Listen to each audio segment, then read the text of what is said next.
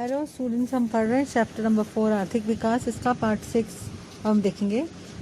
हमारे देश की जो स्थिति थी, आर्थिक स्थिति, वो बहुत ही बिगड़ चुकी थी। बहुत सारा कर्जा हो गया था हमारे ऊपर, विदेशी मुद्रा के भंडार भी बहुत कम हो चुके थे। तो उसके लिए उपाय योजना बनाना अब ज़रूरी था। तो उसी स्थिति से उबरने के लिए डॉक्टर जो पीवी नरसिम्हा राव हैं, उन्होंने डॉक्टर मनमोहन सिंह को वित्त मंत्री यानी फाइनेंस मिनिस्टर के रूप में अपॉइंट कर लिया। तो उन्होंने अपनी एक योजना बनाई कि किस तरह से हम जो आर्थिक विकटता की स्थिति है उससे किस प्रकार हम उबरेंगे। तो उसको त्रुटि सुधार उपाय योजना थी उनकी, जिसको करेक्टिव मेजर्स भी बोलते हैं। तो उन्होंने विदेशी निवेश पर लगे प्रतिबंध हटा दिए। जो भी फॉरेन इन्वेस्टमेंट थे उस पर जितने भी प्रतिबंध थे वो हटा दिए। उद्योग क्षेत्र में प्रचलित जो अनुज्ञप्ति प्रणाली थी, अनुज्ञप्ति प्रणाली का मतलब होता है लाइसेंस सिस्टम, तो वो 18 उद्योगों तक ही सीमित रखे। बाकी सारे उद्योगों को इस लाइसेंसिंग सिस्टम से निकाल दिया उन्होंने, ताकि ज़्यादा से ज़्यादा लोग इन्वेस्ट कर पाएँ। सार्वजनिक उद्योग क्षेत्रों का लाभ घटता जा रहा था और श्रमिकों की कार्यक्षमता भी कम हो रही थी। इससे उन्होंने इसको भी ध्यान में रख के लिए सार्वजनिक उद्योग जो थे वो प्राइवेट सेक्टर्स को दे दिए।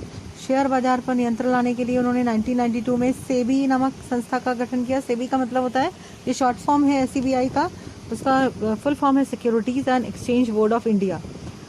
उसके अलावा नेशनल स्टॉक एक्सचेंज का कंप्यूटराइजेशन कर दिया गया। पूरे कंप्यूटर्स वहाँ पर लगा दिए गए। सारा काम नेशनल स्टॉक एक्सचेंज में कंप्यूटर के थ्रू होने लगा और मंदी के संकट को दूर करने की उनकी जो थी वो वरीयता दी गई।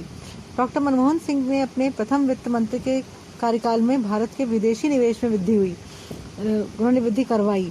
बैंक ऑफ इंग्लैंड में जितना भी गिरवी रखा था सोना भारत का, वो सब भारत में वापस लेकर आ गए। और देश के जो पूंजीपति वर्ग था और मध्यम वर्ग था, उनका पूरा समर्थन था डॉक्टर मनमोहन सिंह को और उनकी नीतियों को। और सरकार ने एक और कार्य किया, दूरसंचार क्षेत्र जो था उसको मुक्त कर दिया। परिणाम स्वरूप संपूर्ण देश में मोबाइल फ़ोन की सेवाएं प्रारंभ हो गई और डॉक्टर मनमोहन सिंह ने विश्व व्यापार संगठन से हस्ताक्षर कर दिए। उसके कारण हमारे देश में निजीकरण, उदारीकरण, वैश्वीकरण को प्रारंभ किया। प्राइवेटाइजेशन, लिबरलाइजेशन और ग्लोबलाइजेशन, ये तीनों चीज़ें स्टार्ट करने की जो श्रेय है वो जाता है डॉक्टर मनमोहन सिंह को। उसके बाद भारत ने 1995 में जो वर्ल्ड ट्रेड ऑर्गेनाइजेशन है, विश्व व्यापार संगठन, उसकी भी सदस्यता को स्वीकार कर लिया। अब ये जो वर्ल्ड ट्रेड ऑर्गेनाइजेशन है, ये एक ऐसी संस्था है जो कि अंतर्राष्ट्रीय व्यापार, जो सभी देशों के बीच के जो व्यापार है उसको नियंत्रित करती है, उस पर ध्यान रखती है। उसके सदस्यता स्वीकार करने के बाद सभी देश आपस में व्यापार कर सकते हैं। अलग अलग देशों के बीच चलने वाले व्यापार को मुक्त बंधन रहित बनाना, अंतर्राष्ट्रीय मुक्त व्यापार में बाधा करने वाले और भेदभाव उत्पन्न करने वाले कानून, नियम, नीति, इनको समाप्त करना। WTO के अस्तित्व में आने के पहले GATT अस्तित्व में था। GATT भी एक शॉर्ट फॉर्म है GATT का। इसका फुल फॉर्म है general agreement on trade and tariff. यह भी एक अंतर्राष्ट्रीय संगठन है और ये जो अंतर्राष्ट्रीय व्यापार है उसका नियमन करता था। तो भारत में WTO को लेकर बहुत ही विरोधी विचारधाराएं थी।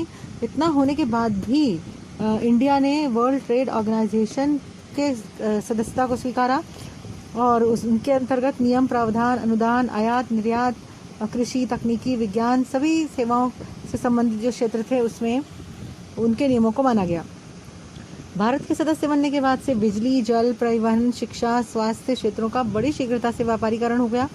विश्व व्यापार संगठन के विभिन्न रिपोर्टों के अनुसार गरीबी रेखा के नीचे वाली जनसंख्या में कमी लाना, बाल मृत्यु दर को कम करना, जो child mortality, infant mortality rate है उसको कम करना, पेयजल की सुविधा को गांव-गांव तक पहुंचाना, धोवन जल से संबंधित सुविधाओं की उपलब्धता जैसे क्षेत्रों में भारत ने सुधार किए हैं। ये सब WTO की सदस्यता स्वीकार करने के बाद ही हुआ है। इसके अलावा भारत ने सार्क देशों के लिए विभिन्न वस्तुओं के आयात पर लगे प्रतिबंध हटा दिए। सार्क देश हैं, साउथ एशियन रीजन्स और रीजनल कॉपरेशन इसका फुल फॉर्म है। वो जो देश हैं उनमें आपस में जो आयात निर्यात है उसमें बहुत सारे जो प्रतिबंध लगे हुए थे उनको हटा दिया, आयात शुल्क में छूट दी। भारत के बीमा क्षेत्र जो थे उनको भी निजी और विदेशी निवेश के लिए खोल दिया। इस तरह हमने देखा कि स्वतंत्रता के बाद भारत की आर्थिक प्रगति किस प्रकार हुई है, इसका अध्ययन हमने इस चैप्टर में किया है। मिश्रित अर्थव्यवस्था से लेकर वैश्वीकरण तक की हमने यात्रा की है। Thank you. हेलो स्टूडेंट्स, हम पढ़ रहे हैं चैप्टर नंबर 4 आर्थिक विकास।